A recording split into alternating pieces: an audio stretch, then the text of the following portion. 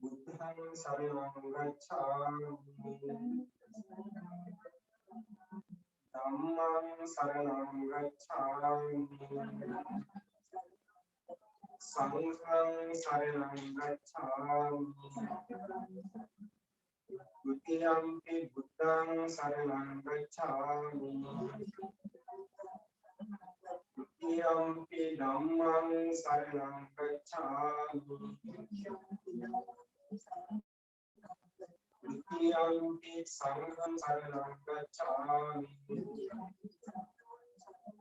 तृतीयंपि बुद्धं शरणं गच्छामि तृतीयंपि धम्मं शरणं गच्छामि तृतीयंपि संघं शरणं गच्छामि पाणातिपाता वेरमणि सिक्खापदं समादयामि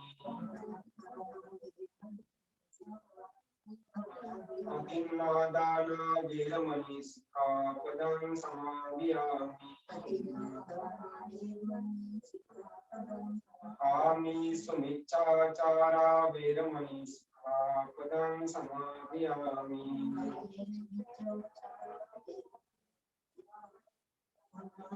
मुसावादा वेरमणि सिक्खापदं समादयामि सुरामेरे मज्जपमादट्टाना वेरमणि सिक्खापदं समादयामि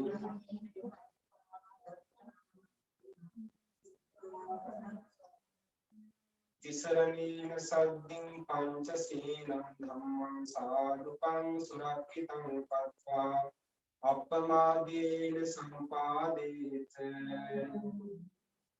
අපි සියලු දෙනාම වන්දනා කරලා ධම්ම දේශනාව මාතෘකාව වන්දනා ඉතිපිසෝ භගවා අරහං සම්මා සම්බුද්ධෝ විඤ්ඤාචරණ සම්පන්නෝ සුඛතෝ පරිදු අනුත්තරෝ පුරිස ධම්මසාරති සම්මාදේව මනුස්සාරං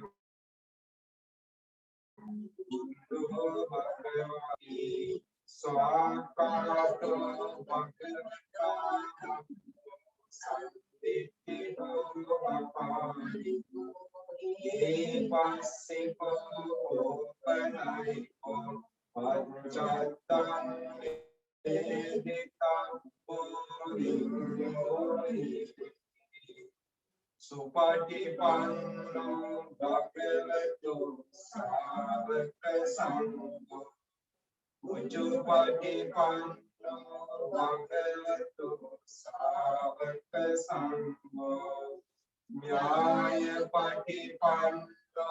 भगवतो सावक संगो स्वामीचि पटिपन्नो भगवतो सावक संगो यदिदं चत्तारि पुरिस युगानि अट्ठ पुरिस भूम्य येस भगवतो सावक संगो आहुलेयो आहुलेयो दक्षिणेयो अंजलि करेयो अनुत्तरं पुण्यकृतं लोकस्साति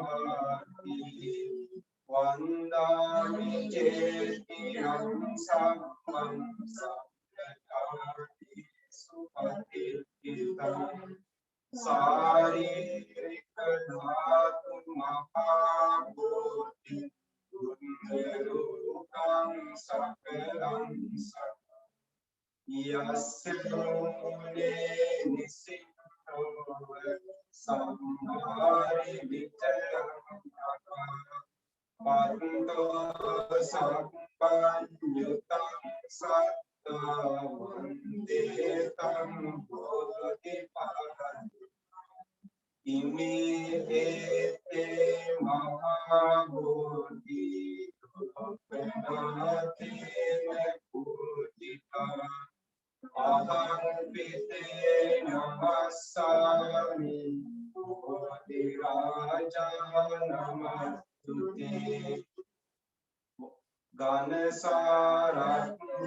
घनसारम्भदिन्देन दीपेन तं दंसिना विलोकदीपं संपुतं पूजयामि तं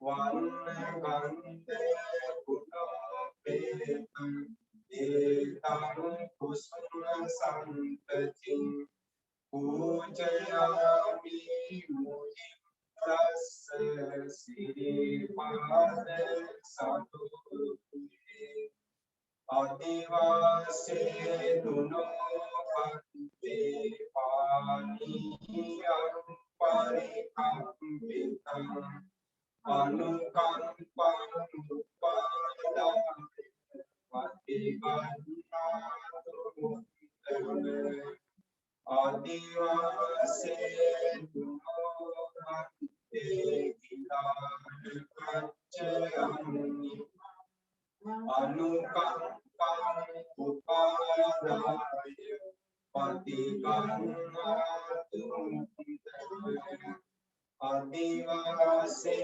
दुनो भक्ति संपं सत्ताय पूजितं अनुकंपं उपादाय पतिगन्नातु मुक्तये कायेन वाचा चित्तेन अमादेन मया कृतं अच्चयं कर्मे वन्ते पूरितं तथागतं कायेन वाचा चित्तेन अमादेन मया कृतं अच्चयं कर्मे संदिग्ध अकालिक कायेन वाचा चित्तेन अमादेन मया कृतं अच्चयं कर्मे सुगतिकं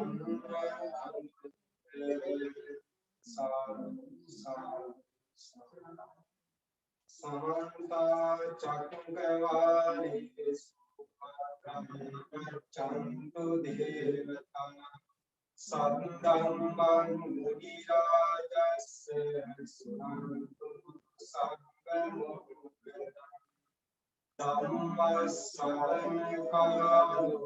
अयं घटः धम्मश्रवणकारो अयं घटः धम्मश्रवणकारो अयं घटः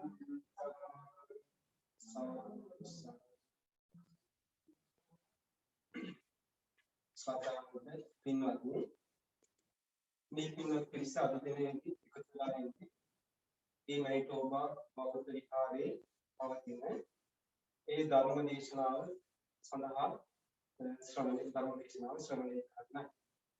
අද දිනේදී විශේෂයෙන් අද ධර්ම දේශනාවේ දායකත්වය දරන්නේ රේණුකා මහත්මිය ප්‍රමුඛ ඒ පවුලේ සියලු දෙනායි. අපි ගියවර ධර්ම දේශනාවේ අපි කතා කරන්න ආරම්භ කළා බුදුරජාණන් වහන්සේගේ ධර්මයේ සඳහන් වෙන විශේෂ ධර්ම කොටසක්. අපි දන්නවා අපිට බුදුරජාණන් වහන්සේගේ ධර්මයේ ඉගෙන ගන්නදී ධර්ම කොටස බුදුරජාණන් වහන්සේ පෙන්වා වදාළ ධර්ම කොටස කීපයක් අපි ගොනු කීපයක් අපි ඉගෙන ගන්නවා. ඒ අපි මේ ධර්මයන් ඉගෙන ගන්නේ ප්‍රායෝගික වශයෙන් අපේ ජීවිතේ පුහුණු කිරීම සඳහා. බුදුරජාණන් වහන්සේ මේ ආර්ය මාර්ගය උන්වහන්සේ පෙන්වා වදාලා ක්‍රමයකට උන්වහන්සේගේ ධර්මයේ විග්‍රහ කරනවා. අපි ඉගෙන ගත්ත පටිච්චසමුපාද වශයෙන් බුදුරජාණන් වහන්සේගේ ධර්මයේ උන්වහන්සේ හේතුඵල ධර්මයක් වශයෙන් මේ දුක හදන වැඩ පිළිවෙල, දුක නිරුද්ධ කරන වැඩ පිළිවෙල උන්වහන්සේ පෙන්වා වදාළා. ඒ වගේම උන්වහන්සේ සංකීර්ණ පංචපාදානස්කන්ධ වශයෙන් මේ හකුලුවා මේ සියල්ලම පංචපාදානස්කන්ධ දුකට උන්වහන්සේ ගොනු කරනවා. නැත්තම් උන්වහන්සේ මේ දුක හදන වැඩ පිළිවෙල ආයතන හරහා පෙන්වා වදාළා. ආයතන, දිව ආයතන, කාය ආයතන, මනෝ කියන මේ ආයතන හය හරහා දුක හැදෙන්නේ. ඒ හය හරහා හැදෙන මේ දුක නිරුද්ධ කරන්නේ කොහොමද කියන කාරණාව බුදුරජාණන් වහන්සේ පෙන්වනවා. ඒ වගේම උන්වහන්සේ පෙන්වා වදාළා උන්වහන්සේගේ මේ ධර්මයේ ගුණ කළා ධාතු කියන ධාතු වලට උන්වහන්සේ පෙන්වා වදාළා. උන්වහන්සේ පෙන්වා මේ පුද්ගලයා කියන්නේ ධාතු හයක් වශයෙන් උන්වහන්සේ මේ චතු ධාතු වශයෙන් අපි පටිසම්පාද ධර්ම දේශනා මාලාවෙන් ඉගෙන ගත්තා. දුක හදන වැඩ පිළිවෙල කතා කරද්දී අපිට ධාතු හයක් එක කතා කරනවා. ඒව තමයි පඨවි ධාතු, ආපෝ ධාතු, තේජෝ ධාතු, වායෝ ධාතු, ආකාශ ධාතු සහ විඥාන ධාතු වශයෙන් අපිට මේ ධාතු හයම ගන්න වෙනවා දුක හදන වැඩ පිළිවෙල කතා කරනවා. නොඑක ආකාරයෙන් උන්වහන්සේ ධාතු සම්බන්ධයෙන් කරපු දේශනා ධාතු සංයුත්තයක් තියෙනවා. ඒ වගේම උන්වහන්සේ ධර්මයේ දේශනා කළා ආහාර වශයෙන්. උන්වහන්සේ මේ දුක හදන වැඩ පිළිවෙල සසර ගමන යන මේ වැඩ පිළිවෙල මේ සසර ගමනේ නිදහස් වෙන්න ඕනේ වැඩ පිළිවෙල පෙන්වන්න උන්වහන්සේ මේ දුක හදන වැඩ පිළිවෙල පෙන්වන්න ආහාර වශයෙන් උන්වහන්සේ පෙන්වනවා. එතකොට අපි ගියවර දේශනාවේදී ඉගෙන ගත්තා අපි කතා කරන්න මූලික උත්තමාංශ කියන සූත්‍රය අපි ආරම්භ කළේ. මොකද මේ උත්තමාංශ සූත්‍රයම ආරම්භ කළේ අපිට මුලින්ම මේ ආහාර වර්ග හතර අඳුනගෙන ඉන්න. කබලින්කාර ආහාර කියන්නේ මොනවද? පස්ස මනෝ සංචේතන ආහාර කියන්නේ මොනවද? ඒ වගේ විඥාන ආහාර කියන්නේ ආහාර හතර අපි ඉගෙනගෙන ඉන්න ඕනේ. කොහොමද මේ අර්ථවත්. ඒ නිසා තමයි ඒ සඳහා අපිට තියෙන මේ විස්තර වශයෙන් තියෙන ආහාර හතර විස්තර කරන සූත්‍රය තමයි අපිට හම්බෙන එකම සූත්‍රය තමයි උත්තමාංශ කියන සූත්‍රය. ඒ කියන්නේ පුත්‍රයාගේ මාංශය උපමා කොට වදාළ දෙසුම තමයි මේ උත්තමාංශ. එතකොට මේක අපි ඉගෙන ගත්ත සංයුත නිකායේ නිදාන වර්ගයේමයි තියෙන දේශනාවක්. මහා වග්ගයේ තමයි තියෙන්නේ. ඉතින් අපි ඉගෙන ගත්තා මේ ආහාර වල හතරක් තියෙනවා. සත්තාරෝ මේ වික්කමේ ආහාර. ඒ ආහාර හතර තියෙන්නේ කුමක් සඳහාද? භූතානං වා සත්තානං කිතිය. මේ භූත කියන්නේ වූ. ඒ කියන්නේ සකස් වෙච්ච. ඒ කියන්නේ මේ සත්‍යයන්ගේ භූතානං වා සත්තානං කිතිය. සකස් වෙච්ච ඊළඟ නැත්නම් සම්භවේසිනං වා සත්තානං සම්භවේසිනං වා අනුග්‍රහය. සම්භවේසිනං කියන්නේ උපතක් සම්භවං හේසිනං.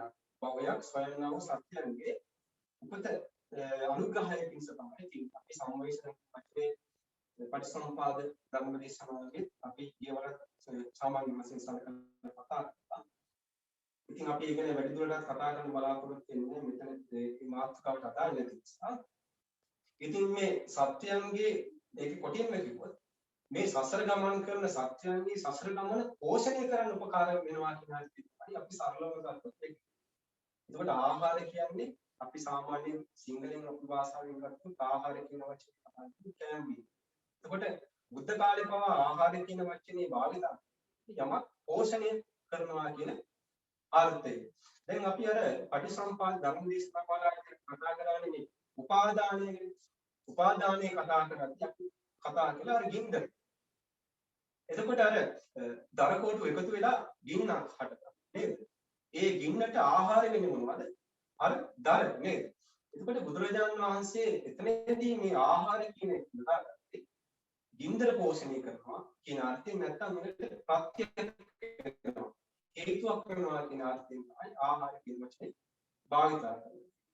එතකොට අපිට හම් වෙනවා මේ අතිරාග වගේ සූත්‍ර දේශනාවල ආහාර ගැන දේශනා කරනවා. මේ ආහාර වලට හේතුව මොකද්ද කියලා බුදුරජාණන් වහන්සේ වික්ෂුන් වහන්සේ අහනවා. එතකොට කියන ආහාර මේ වලට හේතුව මොකක්ද? තණ්හාව කියලා. එතකොට එහෙනම් අපිට ඒකෙන් පේනවා බුදුරජාණන් වහන්සේ මේ ආහාර කියන වචනේ අපිට මේ යොදාගෙන අපි මේ කන බොන ආහාර විතර පෙන්වන්න නෙමෙයි. අපි මේ සසර ගමන පෝෂණය කරන දේවල් වශයෙන් පෙන්වනවා මේ ආහාර වචනේ බුදුරජාණන් වහන්සේ කියන පෙන්වනවා. එතකොට ඒකෙන් සසර ගමන එතකොට එහෙනම් තණ්හාව නිරුද්ධ නම් යම්කිසි කෙනෙක් එහෙනම් යාට ආහාර මොකද වෙන්නේ? තණ්හාව නම් ආහාර වලටපත් හේතුව. තණ්හාව නිරුද්ධ වෙදී එහෙනම් ආහාර නිරුද්ධ වෙනම යම්. එතකොට බුදුරජාණන් වහන්සේ පෙන්වුවා ආහාර වර්ග හතරක් නේද? හතරෙන් අපි කතා කළා. පළවෙනි එක තමයි කබලින්කාර ආහාර. එතකොට කබලින්කාර ආහාර කියන්නේ අපිට සරල වශයෙන් ගත්තොත් බුදුරජාණන් වහන්සේ කියනවා උපමාවක් දෙන්නේ අර කාන්තාරයේ මැද්දෙන් දරුවෙක් එක්ක යන අම්මයි තාත්තයි නේද? අඹසැමියුලව.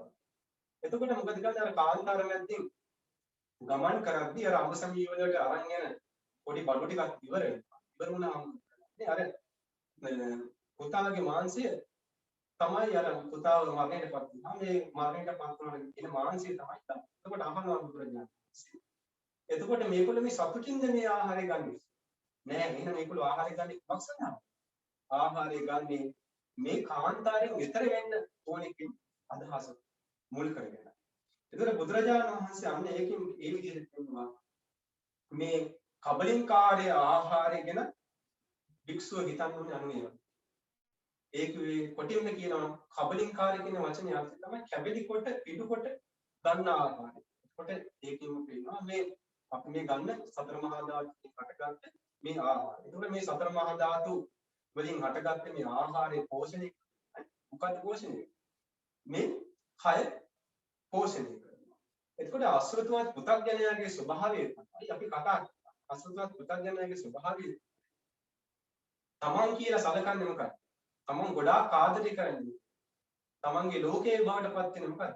මේ චාතුම් මහා භූතික කාය. ඒකේ සතර මහා භූතයන්ගෙන් හටගත්ත මේ කය තමයි මම මගේ ආත්මය වශයෙන් අල්ලාගෙන නේද?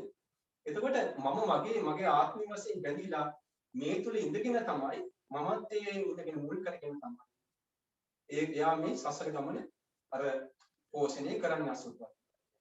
එතකොට ඒ නිසා එයාට මේ පුතග්ජනයාට නිතරම ප්‍රධානත්වයට මේ සතර මහා චාතුම් මහා භූතික රූපී කාය. එතකොට එයා රූපේ කියන සමානයක් යාට සලකන්නේ මේ චාතුම් මහා භූතික සතර මහා භූතෙන් හටගත් මේ කය තමයි තමන්ගේ දෙයක් වශයෙන් එතකොට සලකන්නේ. එතකොට මේක පෝෂණය වෙන්නේ. එතකොට අපිට පේනවා දැන් මේක සතර මහා භූත මේ කය පවතින නම් මොනවද? ආහාර වලින් ආහාර ප්‍රත්‍ය. එතකොට මේක පෝෂණය කරන්නේ ඒ ආහාර. එතකොට පුතග්ජනයා මොකද කරන්නේ? පුතග්ජනයාගේ ස්වභාවය තමන් මගේ ආත්මය කියලා අල්ලගෙන. ඒකට ප්‍රත්‍ය වෙන දේවල් මගේ ආත්මය වශයෙන් අල්ලාගෙන ඉන්නවා. ඒතර බුදුරජාණන් වහන්සේ මේ කබලින්කාර ආහාරය ගැන බලන්නේ මේක අපිට මේ සසර ගමනේ ඈතර වීම සඳහා උපකාරී කරගන්න දෙයක් වශයෙන් මිසක් අපිට මේක තණ්හාවේ බැඳින්න සුදුසු දෙයක් නොවන වශයෙන් බුදුරජාණන් වහන්සේ පෙන්වනවා. එතකොට එයා ආහාරය ගන්න එකක් සඳහා මේව දවායන මදායන මණ්ඩනාය කිව්වොත් මේක කය පවත්තන්න පෝෂණය කරන්න නෙමෙයි මේක ලස්සන කරගන්න නෙමෙයි නේද? එතකොට භික්ෂුව තමන්ගේ මේ කය පෝෂණය කරන්නේ කොමක් සඳහා? මේ සසර ගමනේ යන්න උපකාරයක් කරගන්න මිසක් වාහනයක් කරගන්න මිසක් මේක තණ්හාවෙන් අල්ලලා බැඳිලා මේක මෙතන ඇත්ත දෙයක් තියෙනවා සත්‍ය දෙයක් තියෙනවා කියන්නේ අර මුලාවට අහු වෙන්නේ නෙමෙයි. ඒ නිසා ආහාර ප්‍රත්‍ය කරගෙනමයි මේ රූපේ සකස් වෙන්නේ. එතකොට ආහාර නැතුව රූපේ කවදාවත් පවතින්නේ නැහැ. ඉතින් බුදුරජාණන් වහන්සේ දේශනා කළා. එතකොට භික්ෂුවක් මනාකොට ප්‍රත්‍යක්ෂා කොට මේ කබලින්කාර ආහාරය දකිනවා. යාට දකින්න පුළුවන් පංචකාම ගුණය නේද? පංචකාම ගුණය කියන්නේ ඇහෙන් දකින්න රූපයට ඇතිවන ආසාව වැඩි කරනවා. කලින් ආන ශබ්දය මුල් කරගෙන ආසාව. නාසයෙන් විදින ගඳ සුවඳ මුල් කරගෙන අපි ලෝකේ සකස් කරනවා. කාම ලෝකේ සකස් කරනවා. දිවෙන් ලබන රසය මුල් කරගෙන කාම ලෝකේ සකස් කරනවා. කයින් ලබන පහස මුල් කරගෙන කාම ලෝකේ සකස් කරනවා. එතකොට බුදුරජාණන් වහන්සේ පෙන්වව දාලා කබලින්කාර ආහාරය එතකොට වික්ෂුව දකින්නේ අන්නේ ඒ විදිහට. පංචකාම එයාට කබලින්කාර ආහාරයේදී බලන්නේ පංචකාම ගුණයම දැක ගන්න පුළුවන්. එතකොට මේ පංචකාම ගුණය අවබෝධ කරගන්න. මොකද වෙන්නේ? යා අනාගාමි සත්‍යෙපත් වෙනවා. එතකොට යම් කිසි කෙනෙක් පංචකාම ගුණය සම්පූර්ණයෙන්ම අනාගාමීසලට නෙමෙයි. ඒකට හේතුව තමයි සමාධි අංගේ සම්පූර්ණයෙන්ම අනාගාමී කියලාට පිරෙනවා නේද? දැන් අපි සීල සමාධි ප්‍රඥා කියන වැඩ පිළිවෙලක් තියෙන්නේ නේද? එතකොට මේ සීල සෝතාපන්න ඵලයටපත් වෙද්දී සීලය ඍජු වෙනවා නේද? එතකොට අනාගාමී ඵලයටපත් වෙද්දී සමාධිය පරිපූර්ණයි. එතකොට ප්‍රඥාව පරිපූර්ණ නැහැ. තාම ප්‍රඥාව වැඩිගෙන තව වඩා ගන්න තව ටිකක් ඉතුරු වෙලා තියෙනවා අනාගාමී. සම්පූර්ණයෙන්ම විමුක්තියටපත් කරලා නැහැ. ඒ නිසා සමාධියන්ගේ පරිපූර්ණයි කියන්නේ මොකද්ද? සම්පූර්ණයෙන්ම සමාධිය පූර්ණයි කියන්නේ කාමයෙන් ඈත නේද? එතකොට සමාධිය කියලා කියන්නේ කාමයෙන් වෙන වෙච්ච නේද? කාමයෙන් වෙන් වෙද්දී තමන්ගේ හිතේ ඇතිවන ස්වභාවය කියන සමාධිය. කුසල සිතක යම්කිසි ඒකාග්‍රතාවයක් ඒකට කියන සමාධිය. ඒක පරිපූර්ණත්වයටපත් වෙනවා. එතකොට සමාධිය සම්පූර්ණ පූර්ණයි. එතකොට අර පංචකාම ගුණයට හිත වැටෙන්නේ නැහැ කොයිද? මොන සතරේ ඉරියව්වක වාසය කළා අනාගාමී කෙනාට කවදාවත් පංචකාම ගුණයට වැටෙන්නේ. හැම තිස්සම එයාගේ කාම ගුණයට වැටෙන්නේ නැති හිතක් හැදෙලා ඉවරයි. ඒ ඉන්නවා සමාධිය. නමුත් සෝතාපන්න ස්වභාවය ගැන කතා කරලා සකදාගාමී කෙනා ගැන කතා කරලා මොකද වෙන්නේ? සෝතාපන්න කෙනෙක් ගිහි ගෙදරත් වාසය කරන්න පුළුවන් නේද? හැබැයි අනාගාමී කෙනෙකුට ගිහි ගෙදර වාසය කරන්න පුළුවන්. හැබැයි එයා සම්පූර්ණයෙන්ම කාමභෝගී ජීවිතෙන් එයා අයින් වෙච්ච කෙනෙක්. නැත්තම් ඒ අනිවාර්යෙන් ගිහිගේ හැරෙන්නොත් මේ පැවිදි තාපස දිවියටපත් වෙනවා. හැබැයි අනාගාමී කෙනා ගිහි ගෙදර ජීවත් වෙනවා. එයා සම්පූර්ණයෙන්ම පංචකාම වලින් ඈත් වෙලා එයා වාසය. ඒක තමයි විශේෂත්වය. නමුත් සෝතාපන්න කෙනාට එහෙම නෑ. එයාට දැන් විසාඛාවදාව ධර්මවල ඉන්නවා මේ පෞල් සංස්ථාවල දාගෙන එහෙම ඉන්න. නේද? ඒ නිසා තමයි සෝතාපන්න කෙනෙක් දීර්ඝ කලිමත්. එයා ප්‍රමාදයටපත් වෙන්න පුළුවන් ඒකයි. මොකද කාමයේ සම්පූර්ණ ඈත් කරලා නැති නිසා. එතකොට පේනවා පංචකාම ගුණයෙන් යම්කිසි කෙනෙක් ඈත් වුණොත් එයා අනාගාමී ඵලයටපත් වෙනවා කියන තමයි මෙතන බුදුරජාණන් වහන්සේ පෙන්නනවා. එතකොට පංචකාම ගුණේ පරිපූර්ණ වශයෙන් දකිනවා. කබලින්කාර ආහාරය මනාකොට දකිනවා. එයා අනාගාමී කෙනෙක් වඩපත් වෙනවා කියන බුදුරජාණන් වහන්සේ වදාළා. ඊළඟට අද අපිට කතා කරමු දෙවෙනි ආහාරය පස්ස ආහාරය. එතකොට අපි දකිනවා මේ සසර ගෙල කියන්නේ බුදුරජාණන් වහන්සේගේ අපි මේ ධර්මයෙන් කතා කරන්නේ මේ සංසාර ගැන කතා කරන්නේ අපි නිතරම කියන දෙයක් තමයි. භෞතිකවාදී ලෝකයේ දේශපාලන නෙමෙයි අපි මේ දේශපාලන. ලෝකයේ හැදුනේ කොහොමද? අනන්ත පරමාණු මොකද්ද? පරමාණුවේ පරමාණු මොකද්ද කියලා හොයන දමන නෙමෙයි. අපි මේක ගවේෂණය කරා. දුක නිරුද්ධ කිරීමක් පිළිබඳව තමයි අපි මේ වාදනය. අපේ ජීවිතයේ තියෙන ප්‍රශ්නේ ආර්ය ශ්‍රාවකයන් තියෙන ප්‍රශ්නේ තමයි මොකද්ද? සසර ගමනේ ගමන් කරන්නේ නැවත ජරාවටපත් වී දුකටපත් වෙන එක තමයි ප්‍රශ්නේ. අපිට ප්‍රශ්නයක් නෙමෙයි මේ භෞතික දේවල් තියෙනවද නැද්ද කියන විද්‍යාත්මක කෝණේ අපිට අදාළ නැහැ. බුදුරජාණන් වහන්සේ ගැන කතා කරන්නේ නැහැ. නමුත් බුදුරජාණන් වහන්සේගේ ධර්ම දුකට හේතු වැඩ පිළිවෙල දෙන කතා. එතකොට කබලින්කාරාහාරයේ කිලිම සම්බන්ධයෙන් සතර මහා නේද ධාතුත් එක්ක තමයි සම්බන්ධ. නමුත් එපමණකින් බුදුරජාණන් වහන්සේ පෙන්වනවා රූපය ඉක්මවලා ගියත් යම් කිසි අරූප tattේ පව මොකද වෙන්න පුළුවන්. පැවැත්මක් සකස් කරගන්න පුළුවන්. දැන් අපි දකින බුදුරජාණන් වහන්සේගේ කාලේ බුදුරජාණන් වහන්සේ බෝධිසත්වෝ ඉන්න කාලේ දැන් බුදුරජාණන් වහන්සේ නිවන් මාර්ගේ හොයාගෙන ගියානේ. හොයාගෙන ගිහිල්ලා උන්වහන්සේට හමු වුණානේ ආලාර කාලා උත්තකරාම වගේ නේද? එතකොට බුදුරජාණන් වහන්සේ එතෙන්ද ගිහිල්ලා ඒ දේව සංඥා සංඥා වගේ ආයතන මේ වඩපු මේ ආය තාපසුන්ගේ භාවනා නේද? නමුත් මේක නිවන නෙමෙයි කියලා අදහනවා. අතහැරලා ගියාට පස්සේ බුදුරජාණන් වහන්සේ සම්මා සම්බුද්ධත්වයට පත් වුණා. ඊපස්සේ බලනවා මම මුලින්ම කාටද ධර්මයේ කියලා දෙන්නේ. අනේ එතකොට පේනවා කවුද?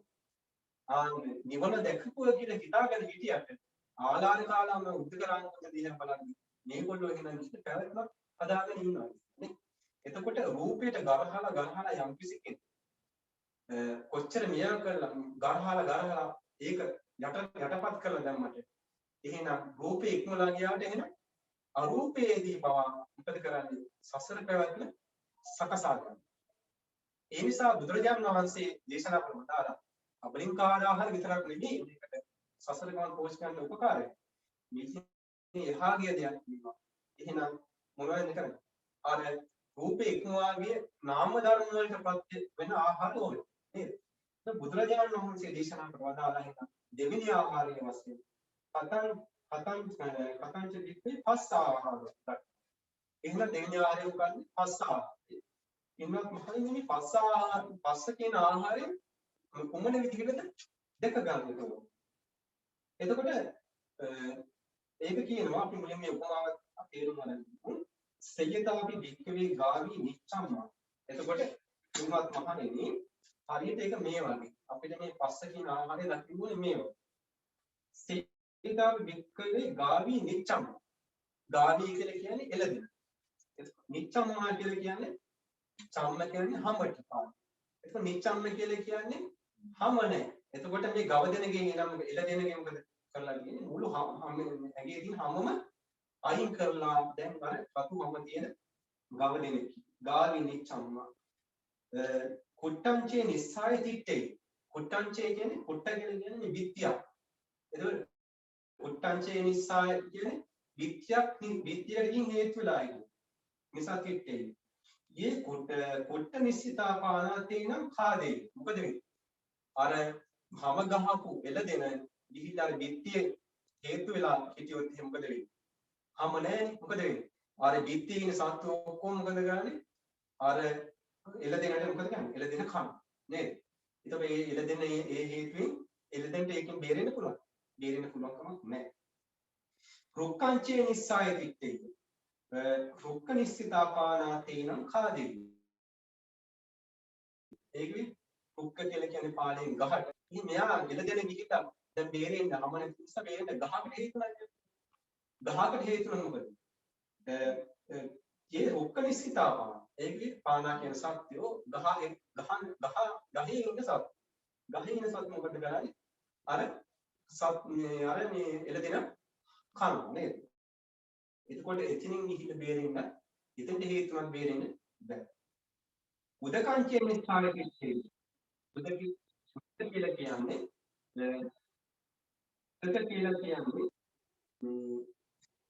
මොකද?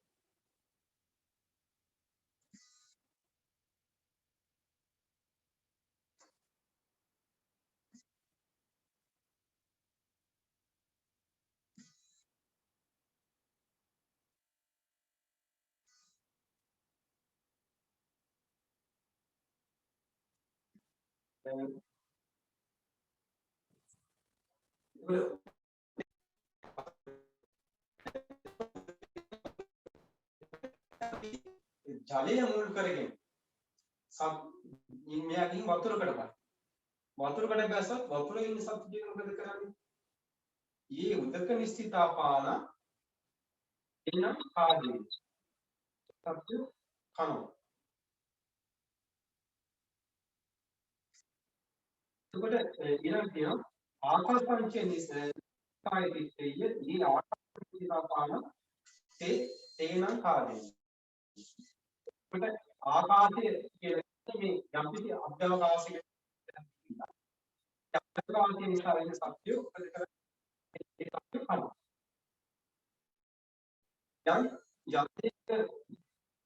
යම් යදියන දිසා වික්‍රති භාවී නිච්ඡම්ම නිස්සාය දිත්තේ ये අනිශ්චිතාපා යමක් නිසා මේ එළදෙන ගිහිල්ලා මේ හැම නැති එළදෙන ගිහිල්ලා ඉන්නවනම් ඉතලින් ඉන්න සත්වය මොකද කරන්නේ? එතන ඉන්න සත්වය අර කනවා. ඒවං කෝහම් බික්කවේ පස්සාහාර දට්ඨබ්බෝති වදාමි. පින්වත් මහණෙනි අන්න ඒ විදිහට මේ පස්සා කියන ආහාරය දකිය යුතුයි මම දේශනා පස්සේ භික්කවේ ආහාරයේ පරිඥාති කිස්සෝ වේදනා පරිඥා. එතකොට පස්ස කියන ආහාරය යම් කිසි කෙනෙක් පිරිසිඳ දැක්කොත් එයා පිරිසිඳ දකින්නේ කුමක්? තිස්සෝ වේදනා. තිස්සෝ කියන්නේ තුන් වූ වේදනාව. තුන් වූ වේදනාව සැප වේදනාව, දුක් වේදනාව සහ උපේක්ෂා වේදනාව කියන්නේ තුන් වූ වේදනාව. තීසි වේදනාසු පරිඥාතාසු මේ තුන් වේදනාවන් පිරිසිඳ දකින අරිය ශාවකස් ආර්ය ශ්‍රාවකයන් නත්ති කිංචි උත්තරි කර්ණීයන්ති වදා. ඊට නැවතත් කරන්න දෙයක් නැහැ. උත්තරීකරණයකින් කවදාව කරන්න දෙයක් නැහැ. ඒ කිව්වේ අරහත්ත්වයටපත් වෙනවා කියන තමයි බුදුරජාණන් වහන්සේ දේශනා. එතකොට යම් කිසි කෙනෙක් පස්සාහාරය අවබෝධ කරගන්න උත්සාහ කළොත් යාට දකින්න හම් වෙන මොනවද? වේදනාව. සැප, දුක්, උපේක්ෂා කියන මේ වේදනාවල් තමයි අහුවෙන්නේ. ඒක පස්සාහාරය අවබෝධ කරගන්න උත්සාහ කරන කෙනාට සැප, දුක්, උපේක්ෂා. එතකොට මේ පස්සාහාරය මනාකොට මේ තුන් වේදනාවන් පිරිසිඳ දකිනවා. පිරිසිඳ දැක්කොත් යාට ඒ ආදි ශ්‍රාවකයන් අනිවාර්යෙන් අරහත්ත්වයටපත් වෙනවා කියලායි බුදුරජාණන් වහන්සේ දේශනා කොට වදාළා. එතකොට අපි බලන්න ඕනේ මේකෙන් අපිට පේන්නේ යම්කිසි මේ පස්සාහාරයේ කියන දැන් අපි උපමාවරම් බලමු නේද? මෙතන උපමාවරම් බැලුවොත් හරියට මේ හැම ගහක් එළදෙනවා වගේ තමයි බුදුරජාණන් වහන්සේ පස්සාහාරය පෙන්වනවා. එතකොට ඒකෙන් පෙන්වන්නේ මේ එළදෙනට කවදාව කොහෙට ගියා කොමන තැනකට ගියා අර සත්තුන් කණයකින් බේරෙන්න නම් හම්බෙන්නේ නැහැ. සත්තු කණයකින් කවදාවත් බේරෙන්න හම්බෙන්නේ නැහැ. ඒකට හේතුව මොකක්ද? හැම ගහලා නැතිනේ. ඒ වගේ තමයි අපි මේ සංසාර ගමනේ සසර ගමනේ ගමන් කරන සත්‍ය වශයෙන් ඉන්න අපිට කොමන මොහොතකින් කිසිම මොහොතකවත් අපි සසර ගමනට බැඳිලා ඉන්නවා. පස්ස කියන ආහාරයෙන් නිදහස් වීමක් නැහැ. හැම මොහොතකම මොකද වෙන්නේ? පස්සේ ක්‍රියාකාරීත්වය වෙනවා. ස්පර්ශය කියන එක හැම මොහොතකම නිදහස් වෙන සත්‍යයන්ගේ ක්‍රියාත්මකයි. දැන් අපි බලමු බුදුරජාණන් වහන්සේ දේශනා කරන පංච පාදනස්කන්ධය අපි අරගෙන මොකද? පස්සපච්චය වේදනා, පස්සපච්චය සංඥා, පස්සපච්චය චේතන නේද? එතකොට සම්පූර්ණයෙන්ම නාම ධර්ම ගැන අපි කතා කරන්නේ. එතන පසුපසින් හැම තිස්සම නිකපරු මේ ස්පර්ශයේ හැම තිස්සම හේතුව ඉන්නේ. ඔය නාම ධර්මය ගැන අපි කතා කරනවා නම් ස්පර්ශය එතන ඉන්නේ. එතකොට අපි විඥානය ගැන යම් කිසි මොහොතක කතා කරනවා නම් එතනත් කවුද ඉන්නේ? ස්පර්ශය ඉන්නවා. මොකද අපි ස්පර්ශය ගැන නොඑක ආකාරයෙන් පටිසම්පාද ධර්ම දේශනා ඉගෙන ගන්නවා. මතක ඇති මේ ස්පර්ශය අපි කියන තරම් සරල දෙයක් නෙමෙයි නේද? දැන් අපි කෙනෙක් හිතාගෙන ඉන්නේ මේක සරල වශයෙන් දැන් සාමාන්‍ය කෙනෙක් ස්පර්ශය කියන වචනේ ගත්තාම හිතන්න පුළුවන් මේ කයර දෙන්නේ පහස තමයි ස්පර්ශය කියන්නේ. බුදුරජාණන් වහන්සේ ඊට එහා දෙයක් උන්වහන්සේ පෙන්වනවා. එතකොට උන්වහන්සේ පෙන්වනවා ස්පර්ශය උන්වහන්සේ අර්ථ දක්වලා තියෙනවා ධර්ම දේශනා අපි ඉගෙන ගන්නකොට. හතර ආකාරයකින් උන්වහන්සේ ස්පර්ශ ගැන පෙන්වලා තියෙනවා අපි පරිසම්පාද දේශනා ඉගෙන. දැන් මේකෙන් උන්ට බොහෝ වෙලාවට ප්‍රකට කරුණ තමයි චක්කුම් පටිච්ච රූපේච පංචති චක්කු විඤ්ඤාණ. ඇස රූපන් නිසා උපදිනවා චක්කු විඤ්ඤාණය. තින්න සංගති පස්ස. මේ තුන නිසා ස්පර්ශ හට ගන්නවා කියන එක තමයි ගොඩාක් දුරට මේ රූපෙට සමීප වෙලා තියෙන්නේ. මේ කරුණ බුදුරජාණන්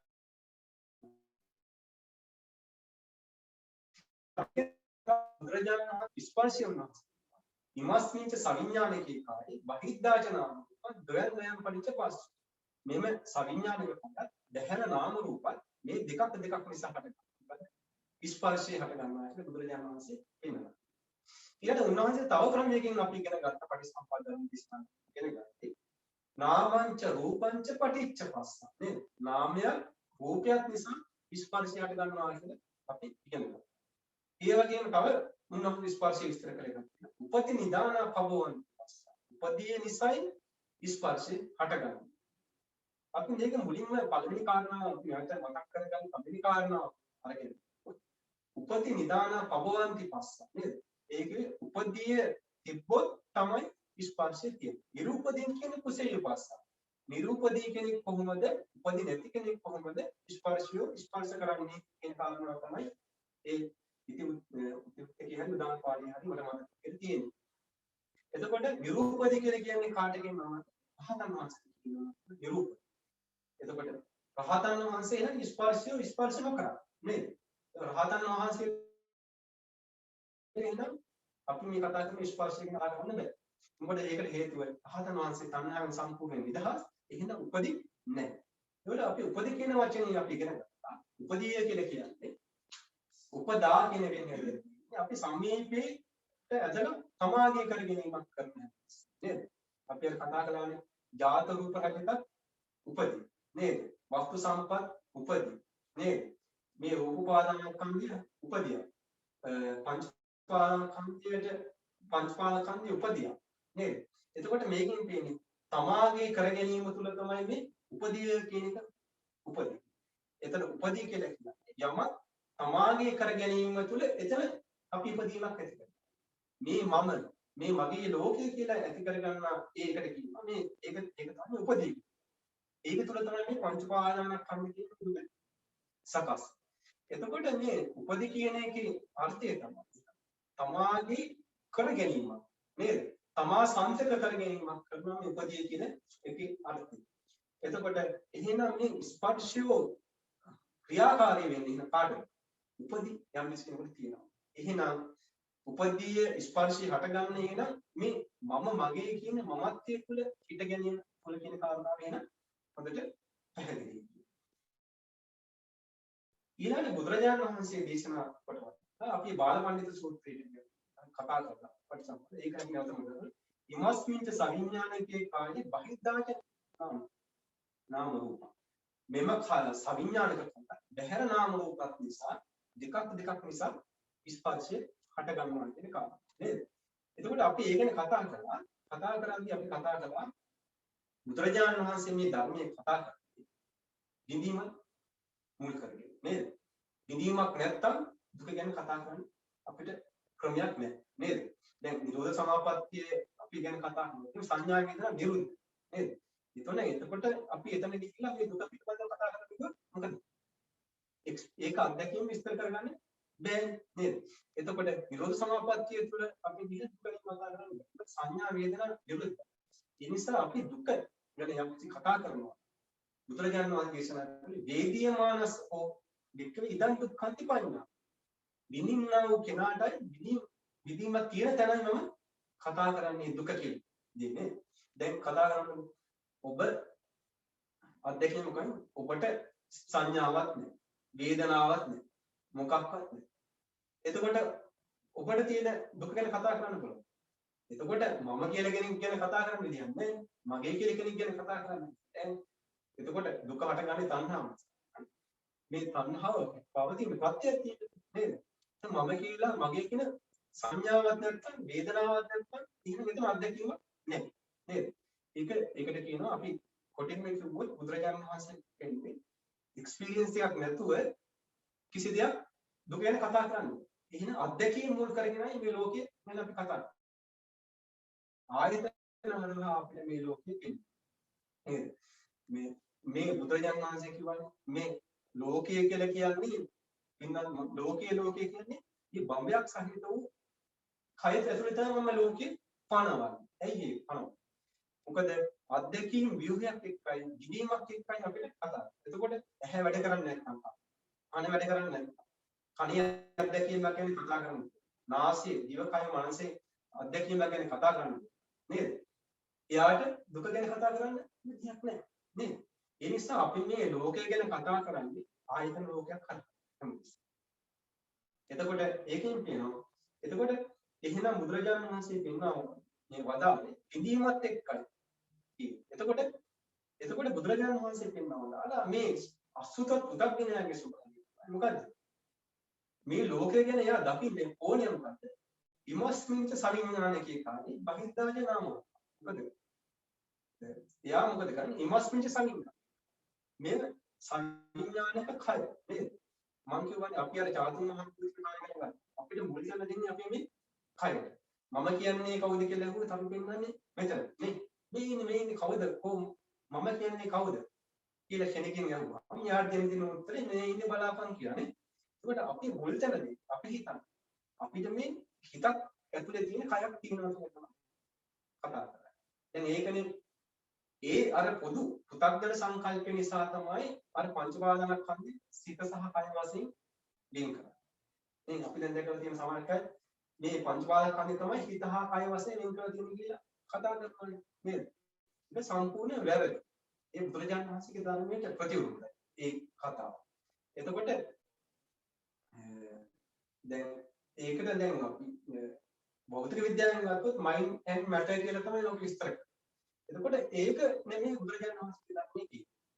එතකොට බුදුරජාණන් වහන්සේගේ ධර්මයේ තියෙන්නේ මේ හිත හා කය එක්ක තියෙන කතාවක් නෙමෙයි. බුදුරජාණන් වහන්සේ ධර්මයේ තියෙන සම්පූර්ණ දුක හදන වැඩ පිළිවෙල. මේක සම්පූර්ණයෙන්ම අත්දැකීමක් එක්කයි අත්දැකීම් විභයක් එක්කයි මේ කතා කරන්නේ. එතකොට ඉමස්මින්ජ සවිඥාන අපිට එතකොට මේ විඥානයේ සහිත කය. එතකොට මම ඉන්නවා. එහෙනම් මම මෙතන ඉන්නවා නම් එහෙනම් මොකද මට දකින්න එහෙනම් ලෝකයක් තියෙන්නේ නේ. මම කෙනෙක් ඉන්නවා නම් මගේ කියලා දෙයක් නේද? මම කියන දෙයක් නැත්තම් මගේ කියලා දෙයක් නැත නේද? ඒ නිසා මම කියන දෙයක් නිසා තමයි මගේ කියන දෙයක් නේද? ඒ නිසා හැම තැනකදී අපි ඕනේ දොයන් නේද? දෙකක් නිසා හට ගන්නවා කියන බුදුරජාණන් වහන්සේ කියන්නේ නේද? දැන් අපි ඇස ගන්නවා නේද? ඇසට එහෙනම් ඇහැ කියන එකක් ගැන කතා කරන්න බෑ රූප නැති. ඒක කවුරු හරි කතා කරනවා නම් රූප නැතුව ඇහැ. එයා කතා කරන්නේ මස් ඇහැ නේද? ඒක එතකොට බුදුරජාණන් වහන්සේ ධර්මයේ නේ. යම් කෙනෙක් කනක් ගැන කතා කරනවා නම් ශබ්දයකින් එයා කතා කරන්නේ මේ භෞතික විද්‍යාවෝලකින් කතා කරන්නේ කන. යම් කෙනෙක් නාසයක් ගැන කතා කරනවා නම් මේ ගඳ සුවඳ එයා කතා කරන්නේ අත්දැකීමෙන් එහාට ගිහින් අත්දැකීම් පැත්තකට බැහැර කරලා Taman අර අත්දැකීම් මත ඉඳගෙන ගන්න සංඥා මාත්‍රයක් මුල් කරගෙන තමයි ඒක අරට අමතක කරලා තමයි අර සංඥා මාත්‍රය තමයි මුල් කරන්නේ. එතකොට සැබෑ තත්ත්වය දකින්නේ නැහැ. ඒ නිසා නාසය එක්කම එනවා මොකද? දවස්. ඊළඟට දිව පැත්තකට කතා කරලා ගඳ සුවඳ පැත්තකට කතා කරනවා. ඒ නිසා බුදුරජාණන් වහන්සේ එනවා පින්වත් මහණෙනි සියල්ල ගැන දේශනා කරනවා. මොනවද සියල්ල? ඇහත් රූප, කනත් ශබ්ද, නාසය ගඳ සුවඳ, කයත් පහස, දිවත් රසය, සිතත් සිතුවිලි. නේද? මනසත් ධර්මය. කියලා උන්වහන්සේ පෙන්වනවා. ඒ නිසා බුදුරජාණන් වහන්සේගේ සම්පූර්ණ මේක ඒක. එතකොට අපිට පේනවා ඉමස්මින්ච සවිඥානිකේ කායේ බහිද්ධාය නාම රූප. බහැර නාම රූප නිසා එතකොට මොකද මෙතන මම ඉන්නවා මට ගෝචර වෙන දෙයක් තියෙනවා. එතකොට මට ගෝචර වෙන්නේ මොකක්ද? නිමිත්ත නේද? එතකොට අපි නිමිත්ත කියන එක නිමිත්ත බුදුරජාණන් වහන්සේ මේකම පෙන්වනවා තමයි. ඒ අනාගාමී කෙනෙක් අරහත් මාර්ගයේ පිට නැඹුරු කරනවා. දැන් වල කියන්නේ අනාගාමී කෙනෙක් විස්තර කරනවා. ඉමස්මින්ච සවිඥානිකේ කායේ බහිද්ධාට සබ්බ නිමිත්තේ. මෙම සවිඥානික කයත් බහැර නිමිති නිසා මේ කර්ම උන්වහන්සේ. එතකොට එහෙනම් නාම රූපේ කියලා අපි ගන්න මොකද නිමිත්ත නේද? එතකොට දැන් අපි කියමු එහෙන් රූපයක් දකිනවා කියලා නේද? එහෙන් රූපයක් දකිද්දී අපි එතනින් ගන්න රූප සංඥා නේද? එතකොට අපි අර සතර මහා ධාතු කියලා අපි සලකන්නේ මේ භෞතික දෙයක් වශයෙන් නෙමෙයි නේද? අපි ඒක සලකන්නේ මොකද? නිමිත්තක් වශයෙන් තමයි අපේ අත්දැකීම ගෝචර නේද? ඒ නිසා මේක අපි බාහිර ලෝකයක් තිබෙනවා කියන අන්තිමට යන්නේ නැහැ කියන අන්ත. නමුත් අපි මේක විග්‍රහ කරගන්නේ ඇත්ත කියන පැත්තට පැහැදිලි නැති කියන පැත්තට බැහැ කරලා අපි මේක සලකලා බලන්නේ කුමක් තුලින්? අපේ මේ අත්දැකීම තුලින් තමයි විග්‍රහ කරන්නේ. එතකොට අර සාස්ත්‍ර දුෂ්චත් අයින් වෙනවා උච්චිත දුෂ්චත් අයින් වෙනවා. එතකොට අපි වෙන නාම රූප වශයෙන් තමයි තේරුනේ. නේද? නාම රූපයක් වශයෙන් තමයි තේරුනේ. එතකොට බහැර නාම රූප කියලා අපි ගන්නේ කොහොමද කියන ප්‍රශ්නය. හැබැයි අපි කතා කරා අපි මේ ලෝකයේ තියෙන අපි හැම දෙයක් ගැන අපි කතා කරන්නේ අපිට සාපේක්ෂ කරගෙන කතා. අපි ඒක ගැන කතා කළා පටිසම්පන්න. කෙනෙකුට දැන් බලන්න අපි අපේ කය පවා අඳුරගන්නේ කොහොමද අඩුමත සංඥාවලින් නේද? කයේ ස්පර්ශ එහෙන් දකින්න විදිහට නේද? එහෙන් දකින්න විදිහට කයට පහස දැනෙන විදිහට අපි මේ ඔක්කොම අත්විඳින්නේ මොකක්ද? එතකොට මේ චාතුම් මහා භූතික කය පවා අපි අධ්‍යක්ීමත් එක්ක තමයි සම්බන්ධ කරලා ගන්න. නිමිති වලින් තමයි අපි මේ මම ගන්න. ඒ වගේ තමයි අපිට මේ වෙලාවේ අපේ තියෙන කිස් ටික අපේ දෙයක් වෙනවා. තමක නිමට වැටලා අතු ගාලා දාද්දි කාගේද මේ කිස්? මගේ නෙමෙයි වෙනවනේ නේද? එතකොට ඒ අභ්‍යන්තරයේට තමාගේ මමගේ කියලා ගන්න. තමන්ට බැහැරි තව නේද? ඒ නිසා අපේ මේ අජත්ත බාහිර කියන එක දෙදෙන්නේ තමන්ගේ අත්දැකීම් වල. එතකොට අපි ප්‍රායෝගික වශයෙන් අපේ ජීවිතය බලද්දී අපි මේ මුළු අත්දැකීමම තමයි පංච පාදානස්කන්ධයට ගොනු කරන්නේ. ඒක අපි තේරුම් ගන්න. එතකොට අපි අත්දැකීමෙන් බැහැර දෙයක් නෙමෙයි අපිට සලකන රූපේ. එතකොට අපි මේ අත්දැකීමක් වශයෙන් සලකන්නේ මේ නිමිත්ත බැහැර නාම රූපයක් බවට පත් වෙනවා. ඒකට හේතුව මෙතන මම කියලා අල්ලගන්න. මගේ කියන දේ ඒ අත්දැකීම තුළම අයිති කොටසක් වෙනවා නිසා ඒක අත්දැකීම බැහැර දෙයක්. මොකද එහාට රූපෙන් කරව කතා කරන්නේ නැහැ. අර නිමිත්තෙන් කරව කතා කරනවා.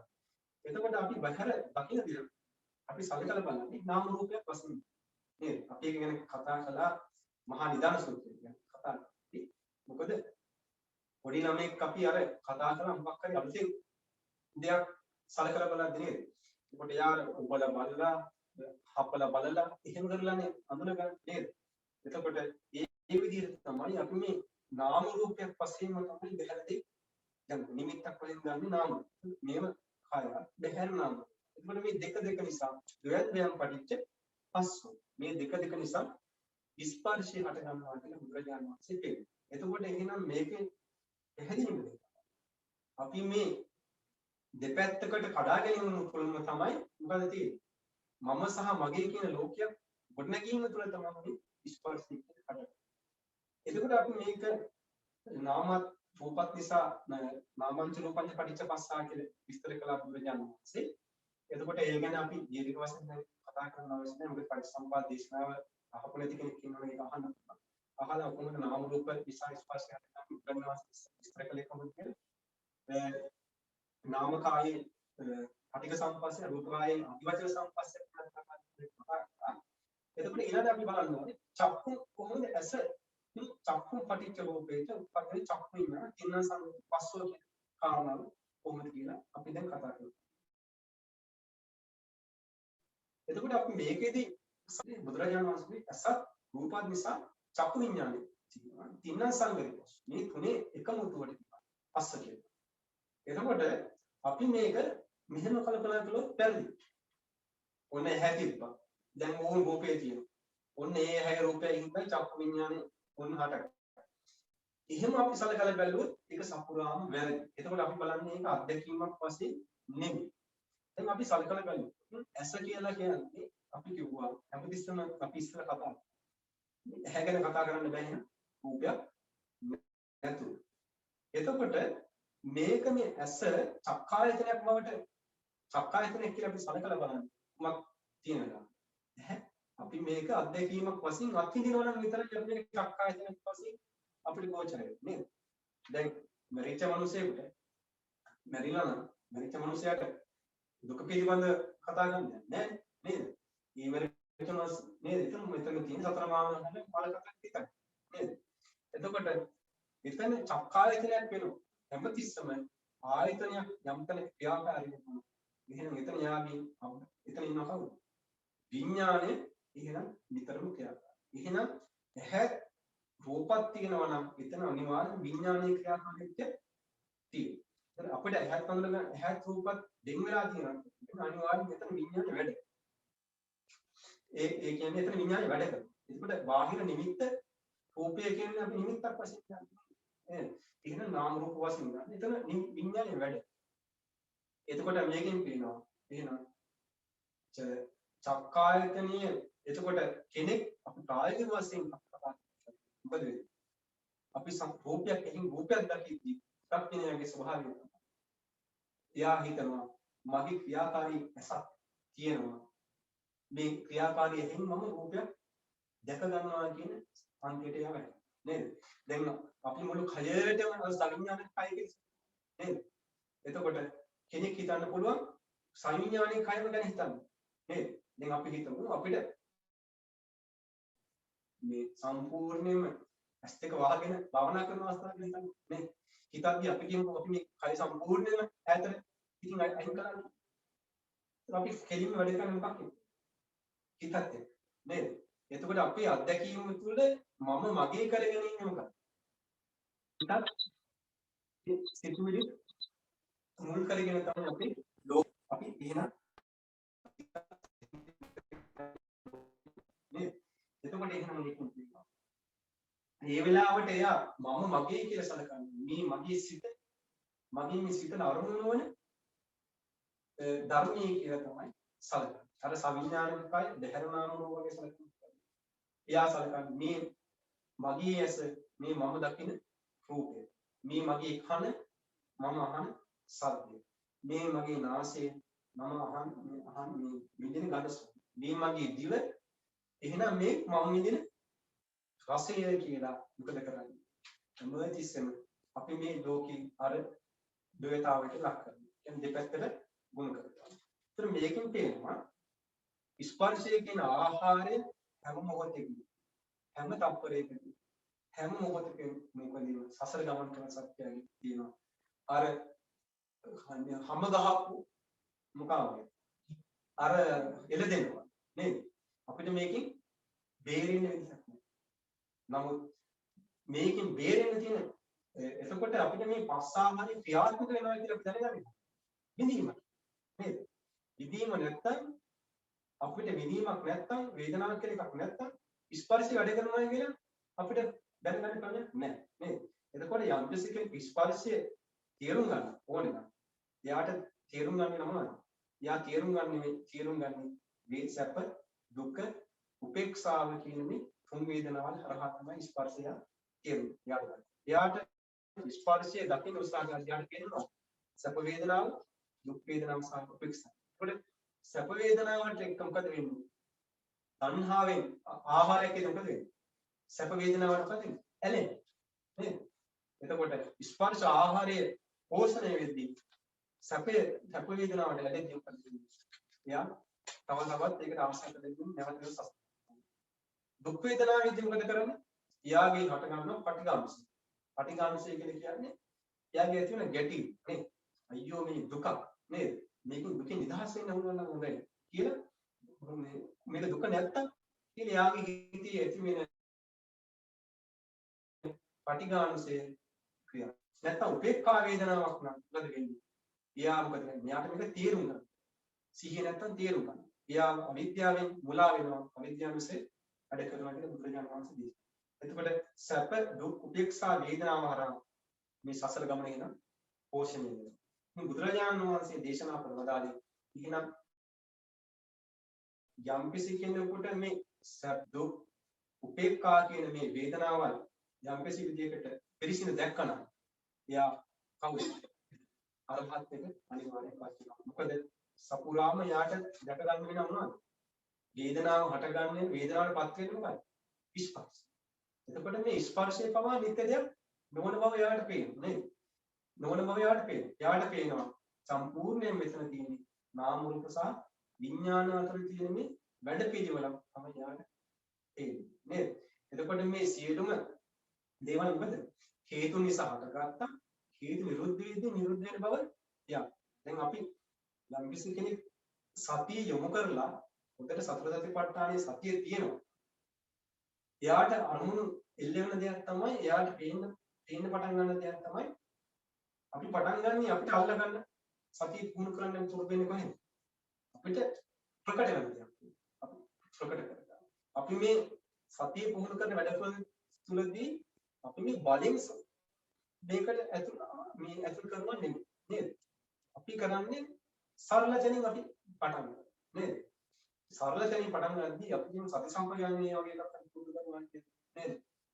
මෙයාට සිහියෙන් යන කන්න බොන්න සිහියෙන් යන්න ඉස්සරහට යන්න පිටිපස්සට එන්න ආදී ඉරියාපතින් පටන් ගන්න. එතකොට මේ ඉරියාපතින් වලදී පටන් ගන්නත් එයාට මුලින්ම තේිනෙම කරන්නේ. මුලින්ම ගොරෝසුවට තමයි මේවා අපිට අල්ලගන්න නේද? ගොරෝසුවට තමයි මේ ඔක්කොම ආහාර වශයෙන් අපි සලකලා බලන්නේ. අපිට පිළිතුරු ආහාර වලින් තමයි පෝෂණය. එතකොට අපි මුලින්ම කය මුල් කරගෙන තමයි මේක ක්‍රියාවලිය අපි බලන්නේ නේද? කය මුල් කරගෙන තමයි බලන්නේ. එතකොට අපි බුදුරණවහන්සේ කිව්වේ ගච්ඡන්තෝ වා ගච්ඡාමිති අජාන නේද? යන්දි ජන බව දැනගන්න. හරිම සරලයි. දැන් ඇත්තටම අද අපිට වෙනවා. අපි මේක සංකීර්ණත්වයක් හොයාගෙන යනවා. අපි දැන් මේ ඉගෙන ගන්න දේවල් ක්‍රියාත්මක කරනවා. එතකොට දැන් අපිට මේ පස්සාහරේ පවා තේරෙන්නේ නැති වෙන ප්‍රධාන විදිහ. අපි මේ ප්‍රායෝගික වශයෙන් වඩා නොතිබී. ඒතකොට යම්කිසි කෙනෙක් සරල වශයෙන් මේක ධර්මයේ ඉගෙනගෙන පටන් අරගෙන මේක යද්දි සරල වශයෙන් සරල තැනින් පටන්. එතකොට යනකොට යන බව දන්නවා. එතකොට ඒක කොහොමද කරන්නේ? ඒක අපි කරන්නේ අපි බුදුරජාණන් වහන්සේ දේශනා කරන්නේ චිතෝ වා චිතෝමි ඉන්නකොට ඉන්න බව දැනගන්න. සයනෝවා සයනෝමි පань. නිදා ගන්නකොට නිදා ගන්නවා කියලා දන්න. යථාවතාව 50 පරිපාලි පයින් තථාගතස් පජාන. ඒක යම් යම් විදිහකට කලපවතින ඒ දේ විදිහට මේක පවත්වා ගන්න. ඉතින් ඒ නිසා එතනදී අපි කරන්නේ මොකද්ද? සතර සතිපට්ඨානේ අපි මේ ඉරියාපතේදී කය කෙරෙහි මේ සිහිය පවත්වාගත්තේ බුදුරජාණන් වහන්සේ හරීම සරල දෙයක් නේද? දැන් අපේ ලෝකේ අපි ගවේෂණය කරා නේද? තමාගෙන අල්ලාගත්ත ලෝකයක් තමයි අපි ගවේෂණය කරන්නේ තියෙන්නේ. එතකොට එකපාරටම මේක මම කියලා දෙයක් මෙතන නෑ, මගේ කියලා දෙයක් මෙතන නෑ කියලා කරන්න බෑ නේද? එහෙනම් යම් කෙනෙක් මෙතන මම කියලා කියන්නේ නෑ, මගේ කියලා දෙයක් නෑ කියලා එතනින්ම පටන් ගන්නවා. යාට එතනින්ම වර්ධිනවා. ඒකට හේතුව තමයි අපි මුලින්ම සංකල්පයක් වුණා ගන්න මෙතන මම කියලා කෙනෙක් නැත නේද? එතකොට ඒක අපි හිතින් හදාගත්ත දෙයක්ද අපි අත්දැකීම් ලබනවා. එතකොට හිතින් හදාගන්න නේද? අපේ ධර්මයේ තුලින් ලැබු ප්‍රඥාව නෙමෙයි. අපි අර ධර්මයේ ඉගෙන ගන්නත් ඔන්න කිව්වා විතරයි. එතකොට යාට මේ අපේ ධර්මයේ තුලින් සරලත්වයෙන් තුලින් අපි අර යන්නේ ගමන යාට එතනින් මෙහෙදෙනවා. ඒ නිසා අපි කරන්නේ මුලින්ම සතිය පුරුදු. සතියෙන් තොරව කවදාවත් ස්පර්ශය අල්ලන්න බෑ. කොහෙත්ම අල්ලන්න. යාට දැනගන්නවත් බෑ. මොකද එච්චර ස්පර්ශය දැනගන්න නම් ලොකු සතියක්. එතකොට ස්පර්ශ හට ගැනීම නැතිව දැන් අපිට හිතින් හිතන්න පුළුවන් ඕන දැන් ඇහැ තියෙනවා රූප තියෙනවා. ඒක සම්පූර්ණයෙන්ම මානසික සංකල්පයක් විතරයි. එතකොට එහෙම නෙමෙයි. ඊට අපි පටන් අරගෙන අපි දැන් ගච්ඡන්තෝව ගච්ඡාමි. යද්දි යන බව දැනගන්න. එච්චරයි බුදුරජාණන් වහන්සේ. අන්න සරලයි. ඒකට යද්දි යන බව දැනගන්න. හරියට ඒක මම නිතරම කියන්නේ අපි වාහනයක් බුදුරජාණන් වහන්සේගේ ධර්මයේ තියෙනවා. වාහනයක් එලවනවා වගේ නේද? එතකොට වාහනයක් යම්කිසි වෙලාවකට සතර මං හන්දියකට යම්කිසි කෙනෙක් ඉන්නේ නේද? සතර මං හන්දියක ඉන්නේ හතර මං හන්දිය වටෙන් යන පාරවල් හතර එකතු වෙනවානේ. එතකොට මෙයාට කියනවා මොකද? මෙහින් වාහනයක් නේද? කරත්තේ අර පැත්තෙන් කරත්තේ යනවා නේද? මෙහින් කරත්තයක් යනවා නේද? යාට හොඳට පේනවා. ඒ වගේ බුදුරජාණන් වහන්සේ දේශනා කරනවා. එතකොට අරයා මොකද කරන්නේ? පිටින් ඉඳන් මොකද කරන්නේ? පිට පැත්තෙන් ඉඳගෙන බලාගෙන ඉන්නවා. කොහෙද? බලන්නේ සතර මං හන්දියේ දෙස. බලන්න. ඒ වගේ තමයි අපි මේක ඉරියාපතේ පුරුදු කරගන්න. අපි දෙස අපි බලාගෙන ඉන්න පුරුදු. බලන් ඉන්නේ කොහොමද? පිටින් අපි දෙස යම් කිසි කෙනෙක් බලාගෙන ඉන්නා වගේ අපි දෙසට ඒකට කියනවා මේ අභ්‍යන්තරයට හිත දාගන්න. හරි. ඒ අභ්‍යන්තරයට හිත ඇත්තටම බැස ගැනීම වෙන්නේ සතිය දියුණු කරලා. එතකොට සතියේ දියුණු වෙලා අභ්‍යන්තර හිත යම් කිසි කාලයකින් උතර බැසගත්තොත් තමයි එතන ඉඳන් තමයි විදර්ශනා පටන් ගන්න. එතකන් විදර්ශනා පටන් ගන්න නේ. ඒ නිසා මූලිකම තමන් දෙස බාහිර කෙනෙක් වගේ වගේ අපි මේක පුරුදු කරන හොඳම ලස්සනම තැන එතන. පළවෙනි. ඒකට කියනවා කායානුපස්සී. නැත්තම් කෙනෙකුට පුළුවන් චිත්තානුපස්සනාව පැත්තෙන් ඕන හිත අඳුන ගන්න දක්ෂයි. යාගේ හිත ගොඩාක් විසිරිල්ලට ගැටිල්ලට තැගිල්ලට යන්නේ නැහැ. හිත යම් මට්ටම සංවර කෙනෙක් යාට පුළුවන් චිත්තානුපස්සනාව දෙස හිත දෙස යා බලාගෙන ඉන්න. නේද? බලන් ඉඳි යාට කියන හිතේ තුනේ මොනවද වෙන්නේ? වැඩ පිළිවෙල. රාග සිතන්ත, ද්වේෂ සිතන්ත, මෝහ සිතන්ත කියන යාට පේනවා. යාට දින අඳුනා ගන්න තමයි. නමුත් ගොඩාක් දුරට මම හිතනවා කායන පස්සනාව තමයි කියනකොට ගොඩාක් දේශි අර හරියට පිටින් කෙනෙක් බලන් ඉන්නවා. තමන් දෙස බලන්න. එතකොට පේනවා තමන්ගේ මේ චාතුම් මහා භූතික කය මම මගේ කියලා අල්ලගත්ත කය තිබෙනවා.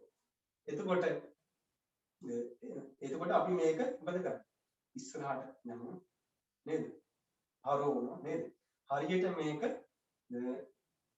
අපි මේක යට සැකිල්ලක් නටනවා වගේ වැඩක් නේද? මේ යට සැකිල්ලකින් හැකිච්ච මේ කයකට මස් ටිකක් බැඳලා බුදුරජාණන් දේශනා කරේ නහර වලින් ගැට ගහලා දෙන මස් ටිකක් තියෙනවා. ඒක උඩින් හැම අලවල තියෙන්නේ නේද? ඒකට කියනවා මේ රූපේ. එතකොට මේක මොකද කරන්නේ? අපි අරගෙන යනවා. බලාගෙන ඉඳි අපිට පේනවා මේක අපි යට සැකිල්ලක් නටවන්නාසේ අපි අරගෙන යනවා. එහාට අරගෙන යනවා ඉස්සරහට යනවා ගච්ඡන්තෝ අගච්ඡන්ත යද්දි යන බව දැන ගන්නවා. එද්දි එන බව දැන ගන්නවා. එතකොට ඇලෙද්දි ඇලෙන බව දැන ගන්නවා. එතනින් එහාට දෙයක් කරන්නේ. අමුතුවෙන් මේක හිතන්න එපා මේක අනිත් මුලින්ම පටන් ගන්නවා මේක අනිත්‍යයි ඕන් දැන් වෙනස් වුණා. ඒක හිතන්නේ යන්නේ නැහැ. එතකොට එයා මොකද කරන්නේ මුලින්ම මේ ඉරියව් යම්සේ පවත්වනවා. ඒකට පිටින් කෙනෙක් බලන් ඉන්නවා වගේ මේ පිටින් බලන් ඉන්න ආසෙන් මේක බලාගෙන ඉන්න. එතකොට යාට තේරෙන්නේ ඒක පුරුදු කරගෙන යද්දී තියෙනවා සතිය ඇති වෙන මගේ අභ්‍යන්තරයේ හිත දැස ගන්නවා මේ ඇතුළට මාත් එක්කම එකතු වෙලා තියෙනවා කියලා යාට දැනෙනවා. ඒක දැනෙනව හොඳටම අත්දැකීම් කියන්නේ එයාට මේක පුරුදු කරගෙන යද්දී එයා ලොකු පිරිසක් අතර ඉන්නවා. හරිද? ලොකු පිරිසක් අතර හිටියත් එයාට තේරෙනවා තමන් තුල තනි වෙලා ඉන්න බව. එයාට අභ්‍යන්තරයේ හොඳට තමන්ගේ හිත තමන් තුල බැසගෙන ඉන්නවා පේනවා. ඒතකොට එයාට තමන්ගේ අන්තවස්තවනේවා හුස්ම ගන්න එක පවා සීකලොත් තමන් යම් කිසි තැනකට මානසිකාරය යොමු කරන්නේ ඒ දැන මානසිකාරය වැඩ කරන්නේ ඒ දැන තියාව හොඳ එයාට තේරෙනවා. හුස්ම රැල්ල පවා එයාට මනාවට වැටෙනවා. අතපය හොලවනේවා ඉකිලි හොලවනේවා මේ සියල්ලම මොකද එයාට ප්‍රකට වෙනවා. හරි. ඒකට කියනවා ඉරියාපතිය. හරි. ඒකට මේ ඉරියාපතියෙනුත් එහාට තව ටිකක් කාලයක් යද්දී යාගේ හිත දියුණු වෙනවා. එතකොට ඉරියාපතියෙනුත් එහාට මේ හිත දියුණු වෙද්දී මොකද වෙන්නේ? එයාට පේන්න පටන් ගන්නවා අන්න අත. ඔන්න ස්පර්ශයේ අපිට තේරුම් ගන්න ඔන්න කොටක් ඇති නේ. මොකද?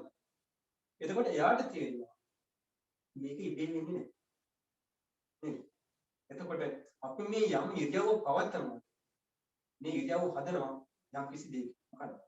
චේතනාව. නේද? අපි චේතනාවක් චේතයිත්වා කම්මං කරෝති කායේන වාචාය මනස. එතකොට මෙයාගේ හොඳට සමන් දිස බලන් ඉඳි ප්‍රකට වෙද්දී එයාට ඊළඟට පේන දේ තමයි මේක චේතනාවක් මුල් කරගෙන තමයි ක්‍රියාත්මක වෙන්නේ. එයාට තේරෙනවා හැම ඉරියව්වක්ම චේතනාවක් මුල් කරගෙනයි සකස් වෙන්නේ කියන කාරණාව තේින්න පටන් ගන්නවා සතිය හොඳට දියුණු වෙයි. හරි. මෙහෙම හොඳට දියුණු වෙද්දී අන්න එතනදී තමයි ඔය නාම රූප සහ මේ විඥානීය අතර ප්‍රත්‍ය යම් විශේෂයේ සුළු වශයෙන් හරි යාට අල්ලගන්න පුළුවන් තම කොට බැහැ.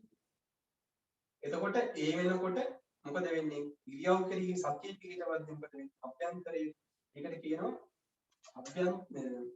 උජ්ජත්ති සංකීර්ණති. හිත අභ්‍යන්තරයේ බැසගෙන ඉන්න බව තමයි තේරෙනවා. ඒක තමයි අර්ථය. එතකොට යාගේ මොකද වෙන්නේ? යාට තේරෙන පංච නීවරණ දුරු වෙච්ච බව යාට තේරෙනවා. මොනවද?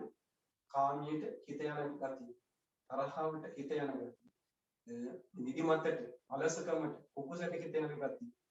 කිසි දෙයක් නැහැ. මෙයාට හරි ප්‍රමෝදයක් තියෙනවා. පවත්තන ඉරියව්ව තුළ කොහොමද?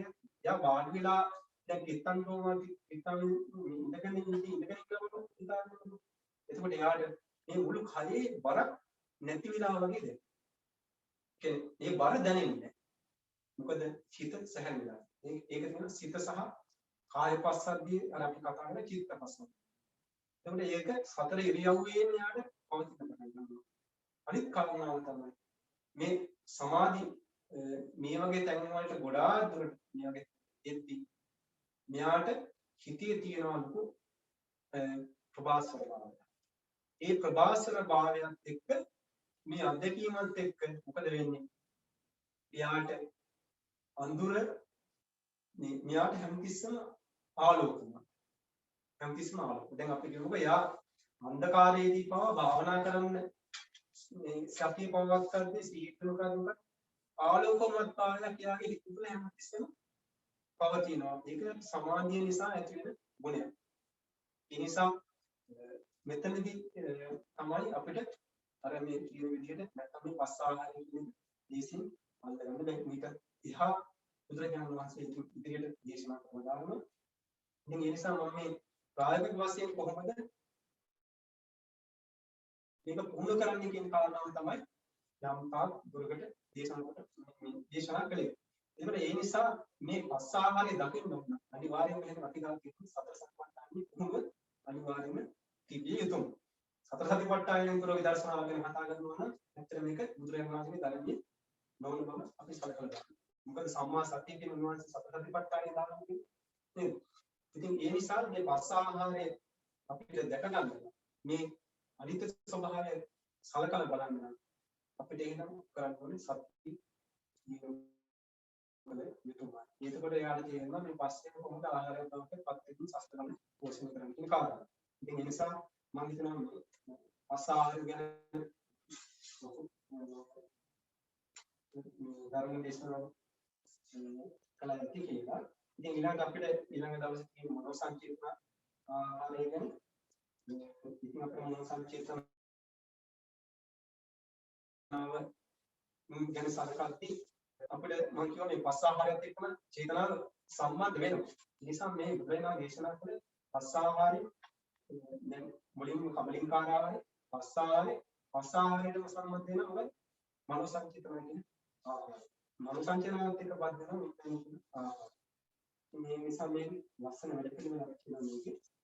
ඉතින් ඒ නිසා අද දිනේදී මේකෙන් මුතුන් මේ ශ්‍රවණික ඉගෙන ගන්න මේ පස්සේ ආහාරය කියන ඉගෙන ගන්න දේවල් තමන්ට මේ සසර ගමනින් නිදහස් වෙන පිණිස උපකාරයක්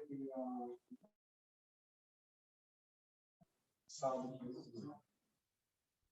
ඉතින් අද දිනේදී දස් කරගස් කියන පුණ්‍ය ධර්මයේ දක්වීම ඉන් කැමති අල්පේශාක්‍යෝ මහේශාක්‍යෝ සියලු දේවතාවුන් වහන්සේලාට අනුමෝදන් දෙවියන්ගේ සිහින් අනුමෝදන් වෙත්වා.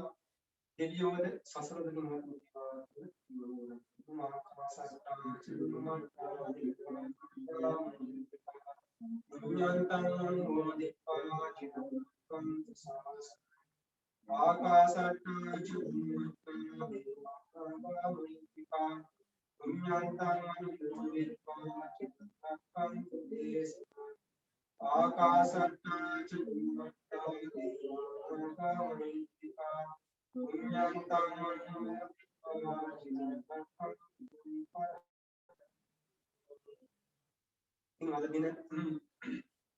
ධර්ම දේශනාවේ ඒ දායකත්වයේ දරන රේඛා මහත්මිය අපේ සිල් දෙනා මේ බලාපොරොත්තු වෙන්නේ පින් අනුමෝදන් කිරීමට මීට වසර දෙකකට පෙර නියම පාලනය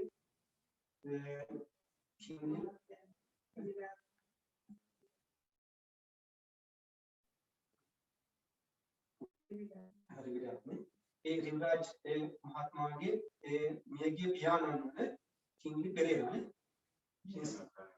කිංලි පෙරේරා පියාණන්ට පින් අනුමෝදන් කිරීමට ඒ වගේ බලාපොරොත්තු වෙන මීට වසර 25කට පමණ පෙර මිය පන්තියේ නංගීවන විමල් රාණි වර්ණකුල සූරිය මහත්මියට පින් අනුමෝදන් බලාපොරොත්තු වෙනවා. මියගිය සංසාරගත ඥාතීන්ට පින් බලාපොරොත්තු ඥාතීන්ට සිහිපත් කරනවා. මේ රැස් කරන සියලු පුණ්‍ය ධර්මයන් W.A. කිංලි පෙරේරා ඒ පියාණන්ට विमल रानी वर्णकुल सूर्य नगरीय विमल रानी वर्णकुल सूर्य महात्म्यता कसी अनुमोदन करमु ससरगत तमन्ना मिन मियगे ඥාතින් සිපත් ඥාතින් अनुमोदन में अनुमोदन में सकवाद्भावे सुपद्भावे सरसेवा वहवहा ससर दुख नाती सदा මේ පින් 100 ඥාතින් උපකාරයක් වේවා සාදු ඉදම්මේ ඥාතිනම් හෝතු ඉදම්මේ ඥාතිනම් හෝතු ඉදම්මේ ඥාතිනම් හෝතු ඒ වගේම රැස් කරගත් සියලු පුණ්‍ය ධර්මයන් අද දින ධර්මයේ ශ්‍රවණය කරන ඔබ සමටත් මේ ධර්ම දේශනා දායකත්ව කරන වෙනම මහත්මිය එම මහත්මායතුළු මේ පවුලේ සියලු දෙනාම මෑණියන්ට එකසේ මේකේ අනුමෝදකව පැරි පවුලේ තනින් මුකුනි සියලු දෙනාට එකසේ අනුමෝදන් වෙත්වා ධර්මයේ ශ්‍රවණය කළ ඔබ සමටත් තනින් මුකුනි සියලු දෙනාට මේකේ අනුමෝදන් වී කායික මානසික සුවපත්භාවයෙන් භෝගී චිර ජීවනයේ දීර්ඝායුෂ සේවා සියලු දෙනාට මේ චීලාදීම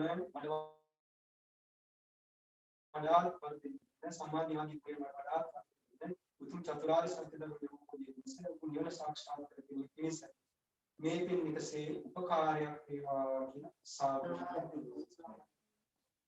उदय योजना आशीर्वाद करना उन्होंने अनंत आशीर्वाद बदेन दिगरे वर्णी सियलु सेट सार की यहां पर देवा के शांति अभिवादन श्रीनिस्य निचन्नता प्रचारिणो चत्वारो धर्मा वर्तन्ति आयुर्नो सुखमदमानिरं योगे संपत्ति सब्द संपत्ति में च पुनिपान संपत्ति इमिनाते संचतु सुपत्ति